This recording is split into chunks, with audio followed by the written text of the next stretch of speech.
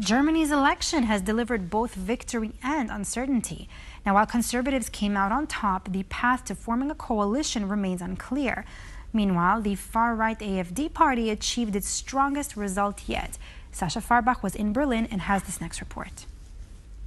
Now, as the dust settles, the Germans have voted. Now, the voter turnout has been one of the historic highs, looking at almost 84%, one of the highest since reunification. Now, some of the results are in. The conservatives under Friedrich Merz have pulled out. They're in the driving seat. Now, it will come to him as being the new chancellor. Who they will make a coalition with, we'll have to wait and see. Now, already he wants to say he wants to get to work quickly, potentially with a coalition with the SPD, former Chancellor Scholz. Now, they took a big beating last night, but also a very big night for the AfD, a party that's been considered by many as dangerous and radical, very much winning across the east of Germany, but also making some inroads in the west. Now, this is a party that's now in second place with 20%. Now, there's a whole range of issues that Germany must deal with. Any chancellor must get to work quickly. Now, experts that we spoke to here have told us a little bit more why it matters. There's going to be a change. There's going to be a transition of leadership in the SPD, and what that means in terms of both, by the way, defense, but also in terms of immigration, and we'll have a role there.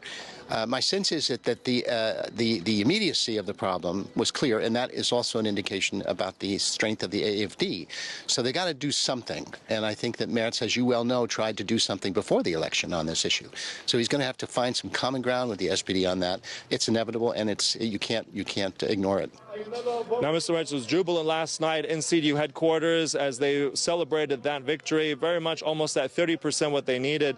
Now, he also said that things need to get to work quickly. He's already been in touch with different leaders. He's received congratulations from across the board, from allies like France, from also other countries like the UK.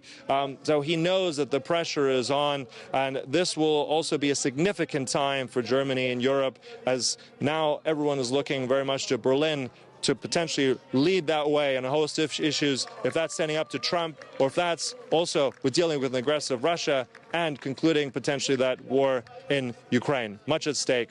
Sasha Farbach from Berlin for TVP World.